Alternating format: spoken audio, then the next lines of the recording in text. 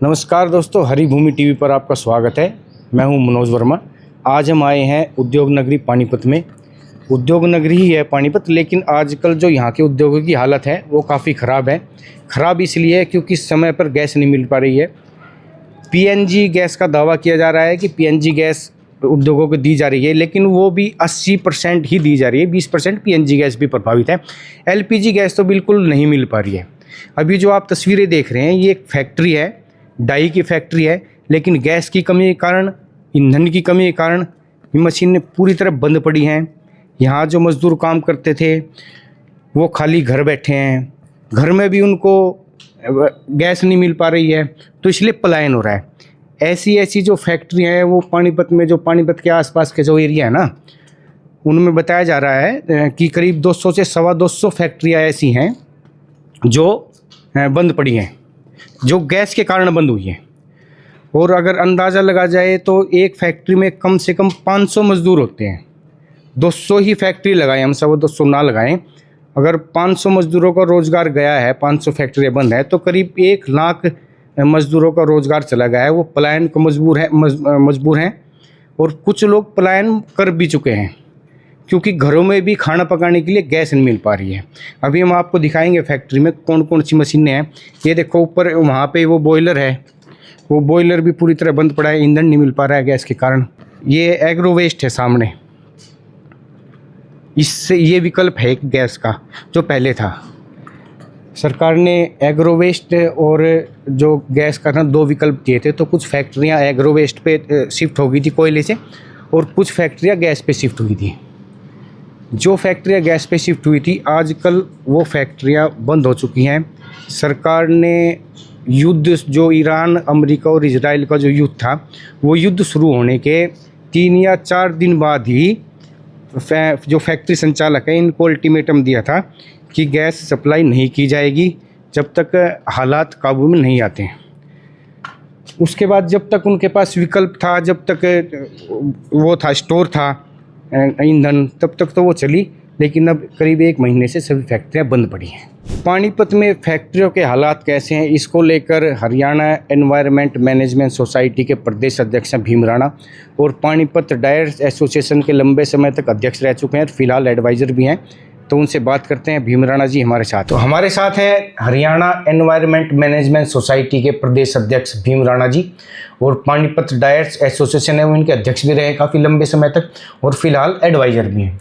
भीम राणा जी, जो ये गैस को लेके जो किल्लत चली हुई है, इसका असर उद्योगों पे क्या रहा है, क्या पड़ रहा है, कहाँ तक प्रभावित हुए हैं? जैसे कि कई बार ने ये भी सुनने में आ रहा है कि पानीपत में बहुत सारी यूनिट्स हैं, उन पे ताले भी लग गए हैं, वो चल ही नहीं पा रही हैं, और ऐसे कैसे असर हैं, और गैस का क्या क्या उपयोग होता है उद्योग में, इस पे एक बार बातचीत करेंगे। बेसिकली यहाँ पे ना 2 तरह से गैस यूज होती है, एलपीजी लिक्विड पेट्रोलियम गैस और पीएनजी पाइप नेचुरल गैस। जहाँ पे पीएनजी अवेलेबल है वहाँ पे 80% तक पीएनजी सप्लाई स्टार्ट है अभी तक। अच्छा, अभी तक 80% मिल रही है कि 20% कटौती है। तो उसमें कुछ लोग वीक में 1 दिन बंद कर दिया, 2 दिन बंद करना शुरू कर दिया है, या थोड़ा डाउनफॉल भी है, उनको ज़्यादा डिफरेंस नहीं है, और है तो 20% है, यानी कि उसका भी असर तो है 80%। हाँ, जैसे बता रहे हो। हाँ, तो 20% डिफरेंस है। दूसरा है एलपीजी, जो प्लांट शहर से 10-15 किलोमीटर दूर है, 20 किलोमीटर दूर है, तो पीएनजी नहीं था, तो एलपीजी पहुंच नहीं पा रही है। हाँ, तो वो 450 किलो का सिलेंडर आता है, उसको यूज करते हैं। अच्छा, एक बड़ा सिलेंडर, जंबो सिलेंडर आता है। ये ईंधन के रूप में किस चीज़ में यूज होता है ये एलपीजी? देखो, पानीपत 99% टेक्सटाइल का काम होता है। फार्मा का थोड़ा सा लगा लो, या बड़ी रिफाइनरी होगी, ये होगी, वो अलग है, लेकिन 99% टेक्सटाइल काम होता है। उसमें से कपड़े के स्टैंडर हैं तो वो गैस पे चला दिए, ईंधन के लिए कोई बॉयलर थर्मोपैक है वो एलपीजी पे या पीएनजी पे कर दिए।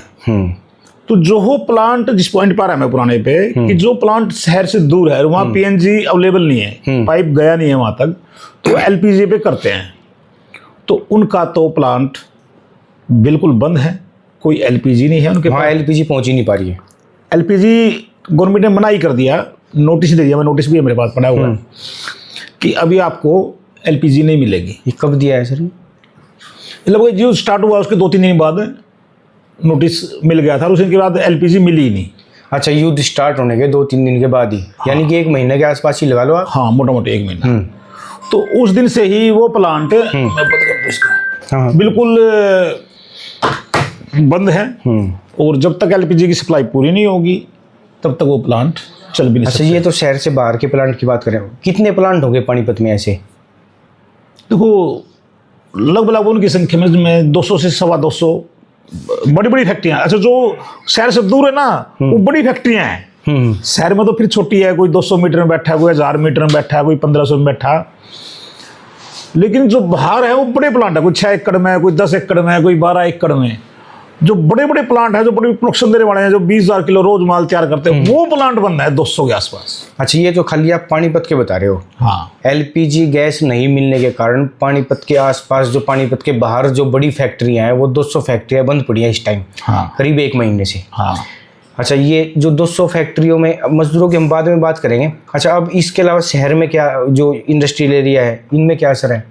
इनमें बता रहा हूँ कि 20% सप्लाई कम है, तो 20% प्रोडक्शन कम है। तो वो लोग कोई एक दिन फालतू बंद करते हैं, मतलब प्रोडक्शन तो डाउन है ही है। कोई 2 दिन बंद कर लेता है, तो उसमें 20% डिफरेंस है जो पीएनजी पे बेस है, जो शहर में गैस पे है।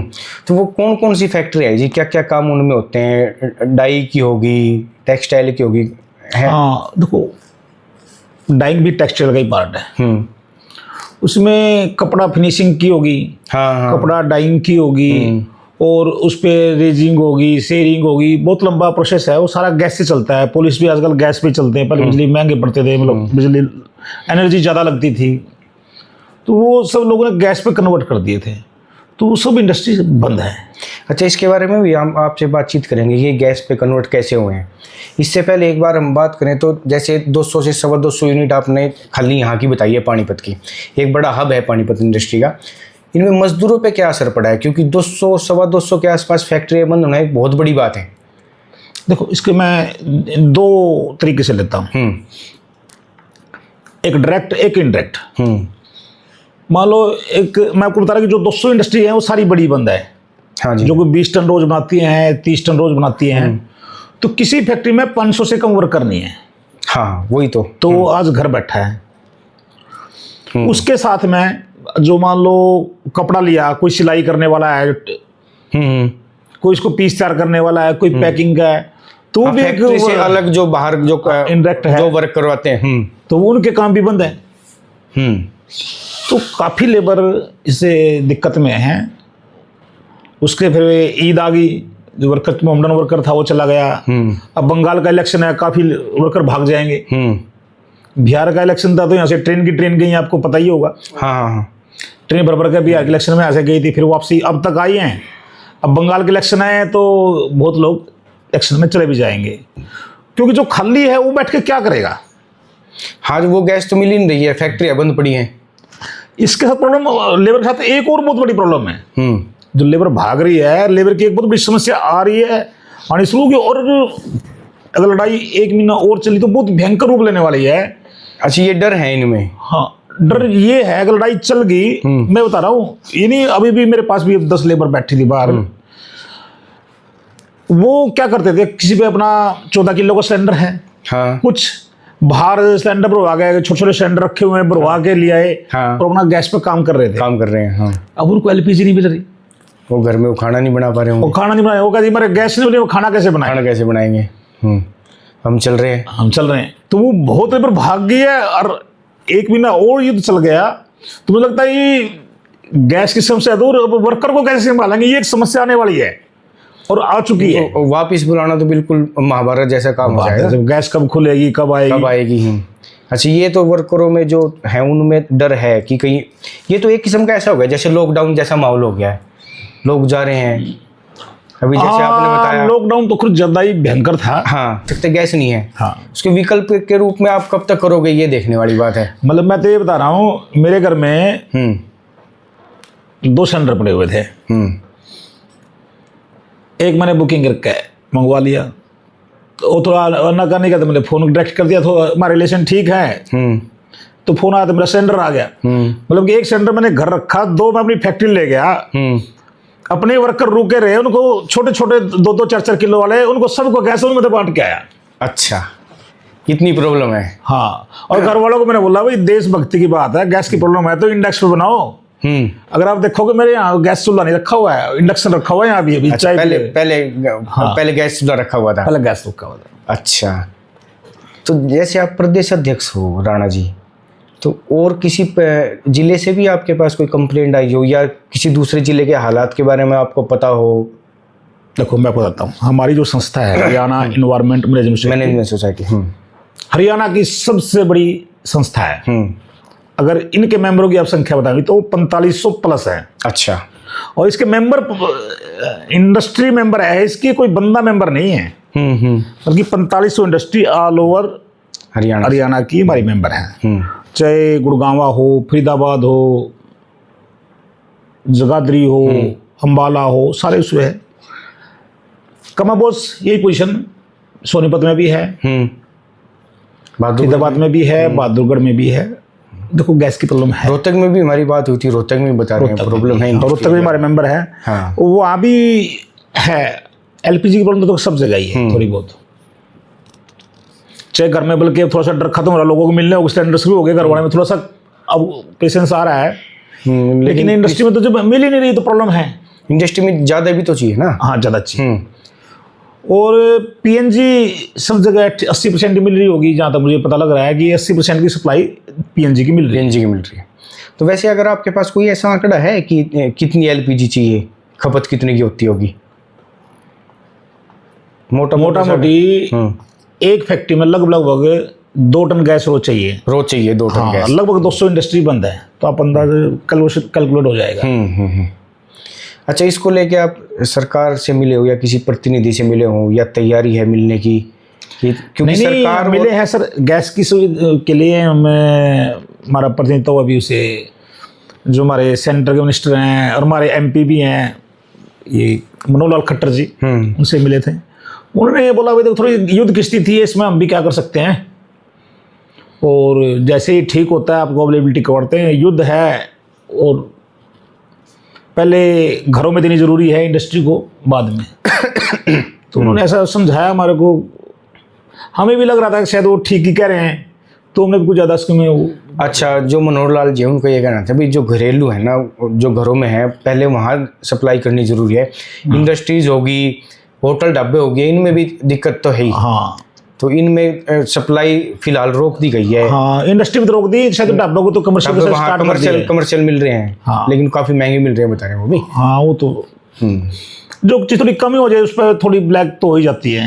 ये तो इस गवर्नमेंट में हो गया, सिलेंडर रोड पे बिक गए, नहीं तो पुरानी गवर्नमेंट तो हमेशा ही ब्लैक मिला। अच्छा, इसका तो समाधान सिर्फ जो मैं समझ रहा हूँ ये है कि युद्ध रुकेगा, गैस आएगी तो ही फैक्ट्रियाँ चालू होंगी, यही है। हाँ, या सरकार यही कह दे, बता दे हमारे को भाई गैस के अलावा और विकल्प। हाँ, और विकल्प पे जाओ, तो फिर आदमी अपना हिसाब करके उससे इंडस्ट्री कम से कम रनिंग में आए। 2 महीने में 3 महीने बाद फिटिंग में जो मशीनों को लगेगा वो लगेगा, 3 महीने बाद स्टार्ट हो जाए। थोड़ा आइडिया दे दे कि ये ऐसा हो सकता है। सरकार को वैसे कदम उठाना चाहिए कि जो मजदूर पलायन कर रहे हैं, फैक्ट्रियाँ बंद पड़ी हैं।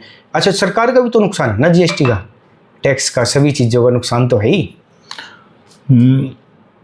इंडिया में हरियाणा एक छोटा सा राज्य है, अगर नक्शे में देखो तो छोटा सा ही दिखता है, लेकिन सेकंड लार्जेस्ट स्टेट है ये, जो सबसे ज़्यादा जीएसटी देता है। और आपको बड़ी इंटरेस्ट बता दूं, हम पानीपत में बैठे हैं, गुड़गांवा के बाद पानीपत ऐसा शहर है जो सबसे ज़्यादा जीएसटी करता है। अच्छा। देखो मैं वहाँ भी 2 है, तो पानीपत नंबर 2 हरियाणा में भी है।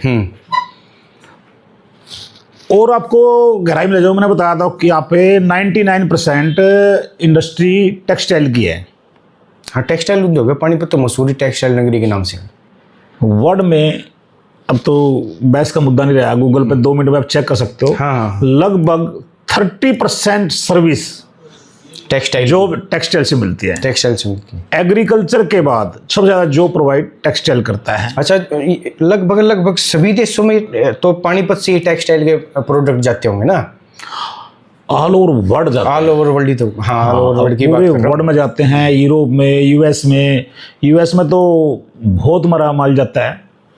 मैं अगर एक्सपोर्ट की बात करूं, पानीपत से लगभग 22,000-23,000 करोड़ का साल का टेक्सटाइल प्रोडक्ट, और खासतौर पर हैंडलूम जो हथकरघा उद्योग से बना हुआ है, वो एक्सपोर्ट होता है। अच्छा, एक बात, जैसे हमने शुरू में हमने बात की थी, आप ना गैस पे कन्वर्ट कैसे हुए थे, इसके बारे में थोड़े बताएंगे आप? ये मनोज जी एक बड़ी 8 साल 9 साल की बड़ी एक दास्ताना है जो हम फंसते जा रहे हैं। इसी चीज से जुड़ी हुई है, क्योंकि अभी जो गैस की किल्लत चल रही है ना, हो सकता है कि सरकार दूसरा विकल्प दे आपको। गैस भी एक विकल्प के रूप में ही तो आई थी आपके पास। 2017 में हम एक ईंधन यूज करते थे, पेटकोक, जो रिफाइनरी से निकलता है। 2017 में उसको बंद कर दिया, क्योंकि उसको ठीक करने के लिए वैसे वो हो सकता था, लेकिन सरकार की समस्या रही, सुप्रीम कोर्ट का भी हस्तक्षेप रहा, वो नहीं हुआ। ये नहीं होगा, पूरा हरियाणा, पूरा यूपी, पूरा राजस्थान पेटकोक बैन कर दिया। तो हम लोग कोयले पर शिफ्ट हो गए। कोयले पर शिफ्ट हो गए तो 2019-20 में हमारे को बोला, भाई आप इन पे ऑनलाइन मॉनिटरिंग सिस्टम लगाओ। ये प्रदूषण के कारण, क्योंकि जो प्रदूषण जाए, हम बोले किसको लगाना चाहिए। किसने बोला आपको? सेंट्रल पोल्यूशन कंट्रोल बोर्ड करता है, और उसके लिए एक नई संस्था भी बन गई है, CAQM, commission for air quality management. वो जो यहाँ पे एयर के ऊपर जो भी ऑर्डर होते हैं वो CAQM ही निकालता है, न NGT न CPCB। उसको देख रेख CPCB और HSPCB करते हैं। CPC बोले तो सेंट्रल पोल्यूशन कंट्रोल बोर्ड। तो उसने बोल दिया भाई ऑनलाइन मॉनिटरिंग सिस्टम, हम बिल्कुल लगाओ। हाँ, तो फिर हमने बोला भाई छोटे लोग हैं उन पे मत लगाओ, तुम्हारे को 3 टन से ऊपर की बोल दिया लगा दो, जो बॉयलर से। हाँ, हमने बल्कि बोला था नेक्स्ट मीटिंग में, मगर जी आप सब पे लगा दो, सब पे लगा दो भाई, सबका आपके पास डाटा आता रहेगा, कोई दिक्कत नहीं। तो खैर गवर्नमेंट ने बोले कि यार छोटे आदमी को ना परेशान करो, चलने दो। शायद उस टाइम प्रकाश जावड़ेकर जी थे, पता नहीं भूपेंद्र यादव जी थे, मेरे ध्यान नहीं आ रही है बात। तो हमें छूट दे दी, कोई बात नहीं। फिर 2021 में आके बोलते हैं कि आप कोयला भी बंद कर दो। 21-22 में आके, जिससे कोरोना खत्म हो, कोयला ज़्यादा प्रदूषण करता है, कोयले से शिफ्ट हो जाओ आप गैस पे या बायोमास पे। बायोमास बोले तो एग्रो वेस्ट, चाहे पराली हो, पराली का छिलका हो, सरसों का तूड़ा हो, गंवारे का हो, कुछ भी वेस्ट जो भी कबाड़ा है सब दे दो, सब जल जाएगा उसमें। तो उसकी परमिशन दी हमारे को, और गैस पे। तो बहुत प्लांट गैस पे शिफ्ट हुए, और प्लांट बायोमास पे हो गए। हाँ, जो प्लांट गैस पे है वो बेचारे अब फंस गए थोड़ा इस चक्कर में। हाँ, मैं इसीलिए ये बात की थी आपसे। उसके बाद मैं ये बताऊँ समस्या अब क्या होगी। अभी हर साल एक नया हमारे पे फरमान आ रहा है, एक बार गवर्नमेंट बता दें हमारी प्लानिंग क्या है, तो उसके हिसाब से कर लें, और कुछ गवर्नमेंट हमारी हेल्प कर दें। अभी फरमान निकाला कि जी अब हर बॉयलर पे आपने ऑनलाइन मॉनिटरिंग सिस्टम लगाना है, और साथ में PTZ कैमरा भी लगाना है, जो अपने आप में कॉस्ट है। तो एक PTZ कैमरा कितने का आता है वैसे? लगभग PTZ कैमरा और ये पूरा सिस्टम लगभग 5 लाख रुपए का। 5 लाख रुपए का लगता है। ये लगाओ, PTZ का काम है, जो आपका धुआं है उसकी वो जैसे ही अगर मॉनिटरिंग करके फोटो खींच के वो डायरेक्ट वहाँ भेज देगा, और वहाँ पे उनके पोर्टल पर पता लग जाएगा भी इसका धुआं ज़्यादा है। तो उसका जैसे धुआं बढ़ा तो ऑटोमेटिक सिस्टम है कि वो फोटो उतारेगा और भेज देगा, देखो एक्चुअली में काला धुआं है। कई बार छूट भी होती है 2-4 मिनट की, क्योंकि बार स्टार्टिंग में फायरिंग करते हैं तो काला धुआं निकलता है एक बार, या सफाई करते हुए तो जब बाहर तो ऊपर निकलेगा। तो वो लगा दिया। अब इसका प्रोसेस चल रहा है, क्योंकि अवेलेबिलिटी इतनी नहीं थी जितने बॉयलर थे एनसीआर में। अब ये काम चल रहा है, फिर टाइम 15 दिन का शायद गवर्नमेंट ने बढ़ाया है अभी, तो वो चल ही रहा था। अब एक नया दे दिया कि आज से लगभग 5-6 साल पहले हमारी जो धुआं निकालने की जो परमिशन थी वो 800 SPM थी। हाँ 800 SPM थी, उसको घटा के 80 SPM कर दिया, जो बड़ी मुश्किल से हमने करते करते करते अचीव किया। उसमें करते करते मैं 3-4 साल इंजीनियरिंग में ठीक करते करते उसमें हम 80 पर लगभग पहुंच गए थे। यानी कुल मिला के मुसीबत आ ही रही है। हाँ, नियम पे नियम है। अब एक नया निकाल दिया कि इसको 50 SPM करें। अच्छा 800 से 80, 80 से 50। हाँ, अब 50 आना ही बड़ा मुश्किल है। अगर आप इन्वायरमेंट की बात करें, आज ही बात करें तो लगभग आज 170-80 तो अभी एक ही होगा कि जो बाहर का पोल्यूशन उससे भी हम बहुत नीचे लग रहे हैं। और उसमें ये कहते हैं कि इसमें साथ में अपने बैग फिल्टर लगाना है। ये बैग फिल्टर का बड़ा सुना है मैंने भी। बैग फिल्टर का एक तो कॉस्टली बहुत ज़्यादा है, इसको जगह भी चाहिए लगाने में। हाँ, इसकी जो कॉस्टिंग है 22-25 लाख से लगा दो, GST एक्स्ट्रा, क्योंकि 18% GST भी होती है। मतलब अगर जो 25 लाख का है तो 18% जोड़ लो, मोटामोटी 30 लाख रुपए का। तो इससे लेके और 80 लाख रुपए तक इसकी कॉस्ट आती है मोटा मोटी, अगर मैं 8 टन तक के बॉयलर चला जाऊँ। वो एक बड़ी कॉस्ट है। इसका काम क्या क्या क्या क्या रहता है? धुएं को फिल्टर करना मोटा इसका मोटा जो धुआं है वो छन के जाए। अच्छा, ये धुआं आया धुआं बैग में से निकला, आगे कंप्रेशर लगा दिया उसका हवा मार के कि वो जो धुआं है बिल्कुल छन के जाए।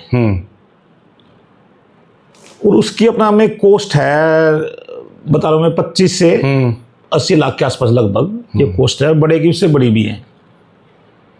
अब वो दे दिया जी, उसमें टाइम भी दिया हुआ है, बड़ी को जुलाई तक का और छोटी को अक्टूबर तक का टाइम दिया है, 1 अक्टूबर 2026।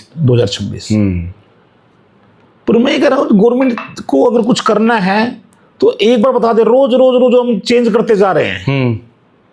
पहले ही बता दे कि प्लानिंग भी हमारी ये है, हमारा मास्टर प्लान है, इसके हिसाब से चलो। छोटी इंडस्ट्री, मैं बोलता था हथकरघा उद्योग है यहाँ पे, हैंडलूम। हाँ हथकरघा है। हथकरघा उद्योग में रोज खर्चे करेंगे तो इंडस्ट्री कैसे सर्वाइव कर पाएगी? एक्सपोर्ट पहले ही हम ट्रम्प के टैरिफ से फंसे हुए थे। हमारा सच मानो हमारा ना 60% एक्सपोर्ट पानीपत का US को है। अच्छा, लेकिन वहाँ टैरिफ ज़्यादा लग गया। वो टैरिफ ज़्यादा लगने से लगभग 1 साल हमारा डिस्टर्ब हो गया ट्रम्प की वजह से। अब कुछ कम हो रहा था, भाई थोड़ा सर्वाइव करेंगे तो अब ये समस्या खड़ी होगी। तो इन समस्याओं के लिए अब जो गैस पे प्लांट हो, गैस से बेचारे परेशान हैं, तो थोड़ा सा इंडस्ट्री में प्रॉब्लम है पोल्यूशन के लिए। मैं इसमें एक छोटी सी कहानी बता सकता हूँ मौजी का, तो एक्चुअल है। पहले अपने यहाँ इंडस्ट्री टेक्सटाइल की इंडिया की बहुत अच्छी थी। बताते हैं कि माचिस की डब्बी में साड़ी आ जाती थी, अंगूठी से साड़ी निकल जाती थी। हाँ वो सुना है उन्हीं को। हाँ ठीक है। फिर हमारे अंग्रेजों ने हमारे को टेक्सटाइल खत्म करके अपने यूरोप में लगा ली। अब वो पैसे वाले हो गए तो वो अपना ब्रांड बेचते हैं। अब उन्होंने इंडस्ट्री को दोबारा एशिया में फेंक दिया। चाइना में, इंडिया में, बांग्लादेश में, पाकिस्तान में, श्रीलंका में, सब जगह। क्योंकि वो तो साफ सुथरे लोग हैं। मैं खुद यूरोप से आया हूँ, अभी एम्स के टूर पे गया हुआ था, सिटी टूर पे। उन्होंने तो अपना साफ सुथरा रख लिया और पोल्यूशन फेंक दिया एशिया में। अच्छा, क्योंकि वो छोटे छोटे कंट्रियाँ हैं, किसी की 90 लाख है, स्विट्जरलैंड की 88 लाख है, ऑस्ट्रेलिया की 88 लाख है। तो छोटे छोटे कंट्री हैं ज़्यादा और डेवलप्ड कंट्री हैं, तो उन्होंने एशिया में फेंक दिया। पर क्या भारत जैसा देश इतना सॉलिड हो चुका है कि हम इंडस्ट्री को बाहर फेंक दें, कि हम इसको अफ्रीका में फेंक दें? 150 करोड़ लोग यहाँ पे हैं और एक बेरोजगारी 150 करोड़ के जनसंख्या में जो नौजवान बच्चे हैं उनको रोजगार देना, क्या इंडस्ट्री पर हम दे सकते हैं? हम उस पोजीशन पे नहीं है। हम इंडस्ट्री को अफ्रीका में नहीं फेंक सकते। हम तो इंडस्ट्री को साफ सुथरा करके गवर्नमेंट हेल्प करे। रोजगार का सबसे बड़ा रोजगार है।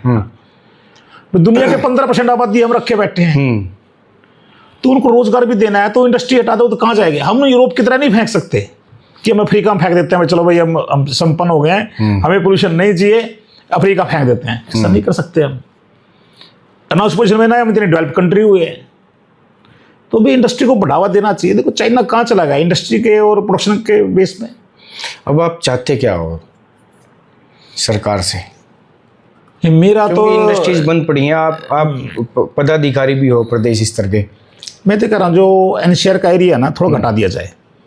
एनसीआर जैसे हमारा करनाल का एरिया है, करनाल पानीपत, करनाल तक एनसीआर है, नीलोखड़ी तक लगभग 250 किलोमीटर दिल्ली से एनसीआर है, तो उसको थोड़ा उसका एरिया घटा के पानीपत को भी एनसीआर से बाहर कर दें। अच्छा, एनसीआर का जो एरिया है उसको घटा दिया जाए। हाँ, मैं क्या बता रहा हूँ आपको, लोग उसको सौभाग्य कहते हैं, मैं दुर्भाग्य कहता हूँ कि पानीपत का लगभग 67% हिस्सा एनसीआर में आता है और हरियाणा की 90% इंडस्ट्री, एक जगाधरी को छोड़ दो मोटा मोटी, हर इंडस्ट्री एनसीआर में आती है। तो पानीपत से ना क्या पूरे हरियाणा से ना एक पलायन ना हो जाए इंडस्ट्री का, जो सबसे सख्ताई चल रही है। एनसीआर का मतलब ये, एनसीआर का तो मतलब दूसरा, लेकिन एनसीआर में नियम जो है वो काफी सख्त है इंडस्ट्रीज के लिए, बहुत ज्यादा सख्त है, इसलिए परेशानी आ रही है। तुम तो कहते देखो, देश तो हमारा पूरा देश है, सब जगह लोग रहते हैं, ये तो है नहीं कि दिल्ली में लोग रहते हैं। तो मेरा ये कहना है कि जो कानून एनसीआर में लगाएं वो पूरे इंडिया में लगा दें। मगर 50 एसपीएम ने एनसीआर में लगाया, तो इसको सूरत में भी लगा दें, इसको अहमदाबाद में लगा दें, इसको महाराष्ट्र में भी लगा दें, लुधियाना भी लगा दें, तुम्हारा कंपटीशन भी नहीं रहेगा ना। आज क्या है, अगर मेरे पे आज 50 एसपीएम लगा दिया, इंडस्ट्री पे गैस पे शिफ्ट कर दिया है, महंगे हो गए ना मुझे, हम त्रिपुर से महंगे हो गए, हम अहमदाबाद से महंगे हो गए, हम सूरत से महंगे हो गए, हम अमृतसर से लुधियाना से महंगे हो गए, पाली राजस्थान से महंगे हो गए। तो उसका तो सर वो पढ़ना ही है फिर उसमें, तो हम कंपटीशन करेंगे, इंडस्ट्री बंद कर देंगे, वो कंपटीशन में आ गए। तो दूसरा मेरा कहना है, मेरी डिमांड ये है सरकार से कि जो करें, पूरे भारतवर्ष में लोग रहते हैं, साफ सुथरा माहौल सबको चाहिए, तो जो 50 एसपीएम यहाँ किया था पूरे इंडिया में कर दो।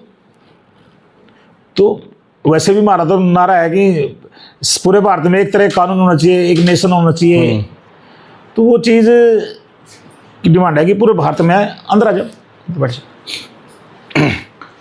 तो एक भारत में एक तरह का कानून लागू करके एक तरह से उसको अप्लाई कर दें, तो हम कंपटीशन लड़ सकते हैं, चल सकते हैं, हरियाणा सर्वाइव कर दो, नहीं तो हरियाणा से इंडस्ट्री प्लान कर जाएगी। वैसे ही हमारे योगी जी ने बहुत अच्छे प्लानिंग टेक्सटाइल में दी है। लोग सोच रहे हैं कि हम यूपी में आगे चले जाएंगे। उन्होंने क्या दिया है? जो टेक्सटाइल पॉलिसी है हरियाणा की भी अच्छी है। देखो पिछले 4-5 साल से माननीय मनोहर लाल खट्टर जी ने भी और सैनी साहब ने उसको आगे बढ़ाया है। इंडस्ट्री लगाने पे एक कैपिटल सब्सिडी मिलती है, जनरेटर लगाने पे कुछ मिलती है थोड़ी बहुत, और लेकिन वो अभी तक सी ब्लॉक में मिलती थी, शायद आगे अभी ए बी में बोलेंगे जो डिमांड की है। लेकिन महाराष्ट्र और यूपी बहुत आगे चले गए हैं। अच्छा, सब्सिडी के मामले में आंध्र प्रदेश 3 स्टेट बहुत आगे चले गए। और यूपी में जैसे माहौल ठीक हुआ, लोग तो पहले हम जाने डरते थे 7 बजे, अब तो वहाँ माहौल अच्छा हो गया तो लोग सोचते हैं वहाँ लगा लें। पर लोगों को डाउट ये है कि आज तो बाबा है, कल बाबा कल ऊपर चला गया, सेंटर में चला गया, अरे मुख्यमंत्री हो रहा, कभी दोबारा वहाँ पंगे ना हो जाए, ये डर है। नहीं तो यूपी भी भाग जाए लोग। तो मुझे लगता है कि हरियाणा गवर्नमेंट को ज़्यादा खास करने की ज़रूरत है कि इंडस्ट्री को बचाया जाए। फिलहाल थोड़ा सा रहम का दिल करके, और जो इंस्पेक्टर राज और हो गया नया, एक अपना नया मुद्दा बताऊं आपको, यहाँ पे रोज सेंट्रल पोल्यूशन कंट्रोल बोर्ड से या हरियाणा रोज 2-3 टीम आ जाती हैं। अच्छा, और मैंने उनमें 20-25 फैक्ट्रियाँ सील भी कर दी हैं। मतलब कोई आने का तरीका है, आने से पहले नोटिस देना चाहिए, 2 दिन बाद आना चाहिए, हम 4 दिन बाद आ रहे हैं, चेकिंग कर लो, 1 बार 2 बार करो। रोज आओगे तो फैक्ट्री बंद ही करनी है। जैसे कल दिल्ली से बाहर की थी, अगर एनसीआर से बाहर करनी है तो सीधा बताओ जाओ बाहर, आदमी प्लान तो करें। तो राणा जी का ये कहना है कि एक तो सरकार जितना जल्दी हो सके गैस उपलब्ध करवाए, हाँ, जो इंडस्ट्रीज बंद पड़ी हैं, ताकि उद्योग भी चले और मजदूरों का पलायन भी रुके, क्योंकि मजदूरों को वापस लाना ही बहुत बड़ी बात हो जाती है फिर बाद में। दूसरा जो एनसीआर है जो एनसीआर का एरिया है उसको थोड़ा कम कर दिया जाए, हाँ 90 किलोमीटर तक ही किया जाए, या फिर जो नियम है पोल्यूशन को लेके वो पूरे इंडिया में जो इंडस्ट्रीज में लागू कर दिया सब में एक बराबर कर दिया जाए। एक बार तीसरा ये है कि जो आपने बताया है कि ये सेंट्रल की भी और हरियाणा की भी जो प्रदूषण कंट्रोल की टीम आती है बोर्ड की, ये हर रोज ना आए, अपना तय कर लें हफ्ते में, 10 दिन में, 15 दिन में एक बार आ जाएं। हाँ जी, वो ऑनलाइन डाटा उनके पास अवेलेबल ही है, तो वहाँ चेक कर लें। रोज रोज इंडस्ट्री पे छापे मार के, डर का माहौल बना के लेबर भाग जाए। अब यहाँ के टेक्सटाइल के लोग छोटे छोटे हथकरघा उद्योग है, छोटे छोटे होते हैं, पता लगा टीम आ गई, एक फैक्ट्री में जाते हैं, 10 फैक्ट्री डर के मारे लोग कर देते हैं। हाँ। तो एकदम डर का माहौल बना हो गया। रोज अब क्या हो रहा है, रोज मीटिंग चल रही है, रोज बैठक, क्या होगा भाई, फैक्ट्रियां बंद कर दें, क्या करें। रोज कल भी मीटिंग थी हमारी जिमखाना में। 200 मान लो कि 200 ही फैक्ट्री लगाओ आप, 500 फैक्ट्री में एक मजदूर लगाओ, कितने हो गए? पानीपत में अगर टोटल इंडस्ट्री की बात करें, जो डायरेक्ट और इनडायरेक्ट जुड़ी हुई है, लगभग 38,000 इंडस्ट्री है। अच्छा, जो जीएसटी का डाटा बताता है, लगभग 38,000 इंडस्ट्री है टोटल। हाँ, छोटी बड़ी सब मिला के। तो प्रभावित सभी होंगे जिनमें पीएनजी फिलहाल है। पीएनजी की भी कमी चली रही है, पीएनजी की भी कमी है, डिस्टर्ब तो थोड़ा है ही है। तो भी फिलहाल जो उद्योग है हरियाणा में भी, अभी हमने जो प्रदेश अध्यक्ष हैं मैनेजमेंट एसोसिएशन के, तो उनसे भी बातचीत की है। बहादुरगढ़ लगा लो, रोहतक लगा लो, आप गुड़गांव लगा लो, पानीपत लगा लो, फरीदाबाद लगा लो, जो बड़े बड़े हब हैं इंडस्ट्री के, उनमें सभी जगह इंडस्ट्री प्रभावित है और मजदूर भी प्रभावित हो रहे हैं। बिल्कुल प्रभावित है। बहुत बहुत धन्यवाद राणा जी। धन्यवाद। बहुत। अभी हमारे साथ हैं हरियाणा में पानीपत उद्योग नगरी जो है, उस पानीपत में डायर्स एसोसिएशन के अध्यक्ष नितिन अरोड़ा जी। नितिन अरोड़ा जी से भी बातचीत करेंगे कि गैस की किल्लत को लेकर उद्योग पे क्या असर पड़ रहा है। नितिन जी, फिलहाल जो गैस की किल्लत चली हुई है पूरे हरियाणा में ही, पूरे देश में ही चली हुई है, तो इसको लेकर, क्योंकि ये पानीपत तो उद्योग नगरी है, यहाँ पे कितना असर आप देख रहे हैं? क्योंकि आप एसोसिएशन के अध्यक्ष भी हैं, जो दूसरे फैक्ट्री जो संचालक होंगे वो भी आपसे समस्या बताते होंगे, क्या असर आप देख रहे हैं फिलहाल? यहाँ पे क्या है, जो डाइंग इंडस्ट्री में हमने गैस के कनेक्शन लिए हुए हैं, पीएनजी गैस के कनेक्शन में, जैसे हमने कुछ इंडस्ट्री हमारी पीएनजी से चलती है, और कुछ इंडस्ट्री हमारी एलपीजी पे डिपेंड है। ठीक। तो जहाँ पे लाइनें नहीं पहुँच पाई पीएनजी की, वहाँ पे एलपीजी मतलब, हाँ जी। तो वहाँ क्या हुआ, अभी जो 425 किलो का जो सिलेंडर था वो बिल्कुल ही बंद हो गया। आज मेरे ख्याल 25 दिन हो गए हैं, कोई भी सिलेंडर की सप्लाई नहीं हुई, एलपीजी की सप्लाई नहीं हुई, जिससे सारी फैक्ट्रियां बंद होगी। क्योंकि उन्होंने कभी सोचा नहीं था भी इस तरीके से गैस भी बंद हो सकती है कभी। ये करीब 200 से ज़्यादा फैक्ट्रियाँ बता रहे हैं कि ये जिनको बंद हुई है। 200-250 फैक्ट्रियाँ तो बिल्कुल ही बंद ही पड़ी हैं। क्योंकि हमने क्या किया, अपने कनेक्शन सारे बॉयलर से हटा के उसमें कर दिए, और वो सारी हमारी बंद हो गई। दूसरा, जो एलपीजी जो है अपना पीएनजी में क्या हुआ है, इन्होंने हमारी ना 60% की कंजप्शन के ऊपर कर दिया है। अच्छा, 100% पहले 100% थी। हाँ, एक महीने पहले तक। हाँ, तो अब वो कहते हैं जी 60% ही आप कंज्यूम कर सकते हो, अदरवाइज जितनी आप फालतू चलाओगे वो आपकी डबल चार्ज करना पड़ेगा। अच्छा, चार्ज कितना था इसका? मतलब जैसे हमारा 1632 रुपये MQ था वो, अब उसका डबल हो जाएगा। अगर आप 60% से ज़्यादा की तो। जैसे हमारे को 600 यूनिट, मतलब इस टाइम हमारे को इन्होंने अलॉट किया है, अभी 600 यूनिट चलाने हैं। अब कभी हमारा 600 यूनिट बंद हो जाता है पर डे। हाँ, पर डे भी ऐसे भी 24 आवर में ही होना है, अगले 24 आवर में अगले करने हैं। ये नहीं कि आपने 3 दिन बंद किया तो अगले 3 दिन आप डबल चला लोगे, ऐसा नहीं। 24 घंटे का ही है वो। अच्छा, तो इसका तो असर फिर प्रोडक्शन पे भी पड़ रहा होगा बहुत ज़्यादा। प्रोडक्शन पे भाई साहब 60% मिल रही है, तो ये तो स्वाभाविक सा है। ऐसा सर, जो डाइंग इंडस्ट्री है वो जो टेक्सटाइल की रीढ़ की हड्डी होती है, अगर डाइंग ही नहीं होगी ना तो एक्सपोर्ट होएगा आपका, ना डोमेस्टिक हो सकता। मतलब कोई भी चीज़ जो है ना, बिना डाइंग के कभी भी सप्लाई नहीं होती, आप नोट कर लेना। जो ऑर्डर मिल रहे हैं वो पूरा करना संभव ही नहीं है फिलहाल। हाँ, चाहे वो डोमेस्टिक हो, कोई चादर नहीं बिक पाएगी, ना आपकी गारमेंट्स बिक पाएंगी, ना कुछ है। वो तो कच्चा माल हो गया, कोई भी चीज़ है वो डाइंग के बाद ही आगे सप्लाई होती है। तो मतलब आपका कहने का ये है कि गैस के कारण परेशानी ज़्यादा बढ़ी हुई है। हाँ, गैस के कारण। बाकी अब कह रहे हैं भाई अब शुरू हो जाएगी गैस आनी। किससे मिले हो आप? इस सरकार से मिले हो या यहाँ के अधिकारियों से? हाँ, अधिकारी ही बता रहे हैं। अच्छा, अभी तक तो आई नहीं है। हाँ, और दूसरा आपको मैं बताऊँ, जो लेबर है वो बहुत ज़्यादा कुकिंग गैस से भी परेशान है। अब इसके पीछे क्या है क्या नहीं है, अभी हम पीछे बात करके आए हैं। हाँ जी, जो कुकिंग गैस है उसमें लेबर को मिल नहीं रही। अभी आप किसी लेबर से आपकी इंटरव्यू लोगे तो आपको पता चलेगा कि लेबर गांव से यहाँ आने ही नहीं चाहती। वो कहते हैं यहाँ पे सिलेंडर बहुत महंगा बिक रहा है, उनका पूरा ही नहीं होना, खाना कैसे बनाएंगे। और वाकई सिलेंडर लेबर के लिए ज़्यादा दिक्कत हो रही है, उनको खाना नहीं मिल पा रहा, इसलिए लेबर नहीं आ रही तो फैक्ट्री कैसे चलेंगी। अच्छा, अब हमने लोग लेबर को ये बोला भी आप आओ, हम अरेंजमेंट हम करते हैं, हम करेंगे गैस का अरेंजमेंट। अच्छा, इस टाइप से। लेकिन देखो हमसे भी हो पाएगा कि नहीं, आई डोंट नो। तो कितनी लेबर होगी जो छोड़ के जा चुकी है या छोड़ने की तैयारी में है? जो फैक्ट्रियां बंद हो चुकी हैं वो तो घर ही बैठे होंगे। मेरी अनलोडिंग के 16 बंदे थे, मतलब एक आइटम की बात करो तो अब 3-4 आदमी सारे रह गए। अच्छा, तो फैक्ट्री चल कहाँ पा रही है, मतलब इस समय कोई भी फैक्ट्री है 25% ही मुश्किल से रन हो पा रही है। मान लो कि आप की लगा लो, मान लो कि फैक्ट्री चल भी गई जैसे आप कह रहे हो, लेकिन घर पे फिर खाना कैसे बनाएंगे, ये भी तो एक प्रॉब्लम है उनके सामने। ये प्रॉब्लम। अच्छा, तो यानी कि जो लेबर है वो छोड़ के जा रही है फैक्ट्रियाँ, जा रही है। फिलहाल प्रोडक्शन भी प्रभावित है, फैक्ट्री चलाना मुश्किल हो चुका है बहुत ज़्यादा। फैक्ट्री चलानी तो बहुत मुश्किल हो चुकी है। देखो इससे क्या होता है, हमारा जो एक्सपोर्ट का ऑर्डर्स होते हैं, मैं आपको बताऊँ, वो टाइम बाउंडेशन वर्क होता है। उनको कोई आंधी अंधेरी गर्मी सर्दी से कोई मतलब नहीं। हाँ, वो टाइम उनकी अदरवाइज हम अगर मान लो हमारा ऑर्डर लेट हो जाता है तो हमारे को बाय एयर माल भेजना पड़ता है, तो उसकी डबल कॉस्ट आ जाएगी, वो उसको हमारे एक्सपोर्टर को बारह नहीं खाएगा। तो यानी नितिन जी का ये कहना है, जो मैं समझ रहा हूँ वो ये है कि गैस के कारण एक तो प्रोडक्शन कम हो गई है, हाँ जी, ऑर्डर समय पे पूरे नहीं हो पा रहे हैं, जो लेबर है वो छोड़ के जा रही है जी, ऑर्डर समय पे नहीं होगा तो उसको भेजने की कॉस्ट दुगनी हो गई है। पीएनजी की सप्लाई जो है, पीएनजी की सप्लाई 60% कर दी है। अगर 24 घंटे में आप पीएनजी 60% से ज़्यादा यूज़ करोगे उसके दोगुने रेट देने पड़ेंगे। बिल्कुल, नहीं, तो इसलिए उद्योग चलाना बड़ा, देखो इस समय तो बहुत ही मुश्किल हो पड़ा है। व्यापारी को असमंजस में फंसे हुए हैं, भाई हम लोग क्या करें।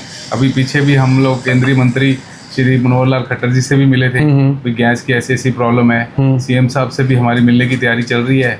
डांडा साहब से भी मिले थे, हमारे शिक्षा मंत्री डांडा जी हैं। तो इस तरीके हम लोग मंत्रियों से भी मिल रहे हैं। हमारे विधायक जी है जो है प्रमोद जी हम मिले थे, उन्होंने हमें एश्योरेंस किया भी हम लोग आपके साथ, हम लोग इसकी जो भी है प्रक्रिया हम उसको रिलीज आश्वासन मिला है। तो भी फिलहाल डायर्स एसोसिएशन के जो अध्यक्ष हैं नितिन अरोड़ा जी, उनका कहना है कि हम सरकार के प्रतिनिधियों से मिले हैं, मंत्री से मिले हैं, विधायक से मिले हैं, सीएम से मिले हैं और सांसद से मिले। उन्होंने आश्वासन दिया है फिलहाल तो जल्द ही आपकी समस्या का समाधान हो जाएगा, ऐसा हमें बोला गया, ऐसा आपको बोला गया है। लेकिन जैसे अभी हम ना पीछे भी बात करके आए हैं, तो जब तक ये युद्ध के हालात ऐसे रहेंगे तो शायद राहत मिलेगी। युद्ध के हालात ऐसे रहे तो फिर तो हमें भी लग रहा है भी नहीं मिल सकती। ये प्रॉब्लम तो युद्ध शुरू होने के बाद ही शुरू हुई होगी ना। यस पहले नहीं थी जी, पहले हम ऐसे कहीं पहले कोई दिक्कत नहीं थी, आम थी, हर चीज़ अवेलेबिलिटी पूरी थी। पानीपत के ही हरियाणा में जो पानीपत है उसमें इंडस्ट्रियल एरिया है, सेक्टर 29 है ये। तो इसमें ये एक भाई साहब हमारे एक छोटी सी दुकान चलाते हैं। दुकान भी क्या, एक छोटा सा खोखा है जो यहाँ पे श्रमिक है, फैक्ट्री में काम करने वाले, चाय वगैरह पीने आते हैं, खाना वगैरह खाने जाते हैं। तो इन भाई साहब से हम बात करेंगे, इनके सामने भी परेशानी है, गैस को लेके ही है परेशानी। अभी हम, भाई साहब आपका नाम क्या है? राजा है। राजा नाम है। आप बेसिकली कहाँ से हो? बंगाल से। बंगाल से हो। हाँ। कितने दिन से आप ये चला रहे हो? 1984 से हम आया पानीपत में, 2008 से दुकान चला रहे हैं। तो ये जो गैस की किल्लत है ये पहले भी आपने कहीं? ना, पहले तो सब कुछ आप ठीक यहाँ था। पे खड़े हो सर? अब पहले हमारा सब कुछ ठीक था। अच्छा, पहले हमारा सब कुछ ठीक था। अभी हमारा जो है ना, ये बस 1 महीने से, ये तीसरा महीना से ये से हुआ। अच्छा, ये गैस की किल्लत है। हाँ। तो जैसे आप खाना वगैरह बनाते हो वो बस लक्कड़ से बस थोड़ा बहुत अपना गैस भर लेते हैं। दिखाओगे कहाँ पे बनाते हो आप खाना? जैसे अपना ये चूल्हे पे मैं चाय बना लेता हूँ अपना ये, और ये मैं अपना इसमें अंगूठा लाया खेल। अच्छा, ये देखो गैस की किल्लत है, जो आप खाना बनाते हो अपना घर का भी, हाँ, तो वो इन गैस के लकड़ियों से दूध भी गर्म करता है, चाय भी बना लेता हूँ। अच्छा, तो जो श्रमिक आपके पास आते हैं चाय वगैरह पीने, तो वो बताते हो आपको कि परेशानी कैसी चल रही है? बस गैस नहीं मिल रहा था, इसी की वजह से। गैस नहीं मिल रहा है। हाँ, गैस नहीं मिल रहा है। तो घरों में भी अब उनको खाना बनाने में परेशानी हो रही है? परेशान होता है। कब से होगा नहीं होगा, कब में अल्लाह ने देगा, कब मार अपना चाहेगा, कब अपना ये हल होगा, वो तो हमने बस खुद ही ऊपर वाला से याद करते हैं, दुनिया वाला से क्या याद करेंगे। आपको मतलब कि अभी तक कोई कंफर्म नहीं हो रहा गैस कब मिलेगी? नहीं, हाँ, कब मिलेगा। परेशानी तो है ही। परेशान तो है। जब पैदा हुआ था, खुदा का घर से आया था, तो पैदा इंसान तो झूलेगा ही, झूलना तो पड़ेगा ही। तो यहाँ से कुछ लोग जा रहे भी, आपने देखा होगा? बस कई आदमी मार जा रहा है वोट डालने के लिए, इसी की वजह से खाली हो रहा है। बाकी अपना कोई प्रॉब्लम नहीं है। भाई हम भी जाएंगे इलेक्शन में वोट देने, मानता को।